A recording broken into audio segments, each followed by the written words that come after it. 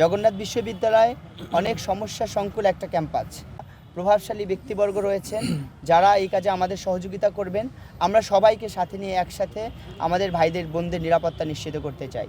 জগন্নাথ বিশ্ববিদ্যালয় অনেক সমস্যা সংকুল একটা ক্যাম্পাস।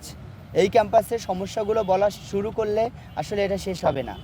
আমরা চাই আমাদের নির্বাচনে যারা অংশগ্রহণ করেছে, যে সকল প্যানেল যে ভাই বোনেরা ছিলেন এবং বিভিন্ন রাজনৈতিক ব্যক্তিবর্গ যারা জগন্নাথ বিশ্ববিদ্যালয়ে আছেন, সবাইকে নিয়ে একসাথে কাঁধে কাঁধ মিলিয়ে আমরা এতদিন যেভাবে জগন্নাথ বিশ্ববিদ্যালয়ের স্বার্থে কথা বলেছি, কাজ করেছি, ঠিক তেমনইভাবে আমরা আবার একসাথে কাজ করে আমাদের জগন্নাথ বিশ্ববিদ্যালয়কে সামনের দিকে নিয়ে যাব ইনশাল্লাহ।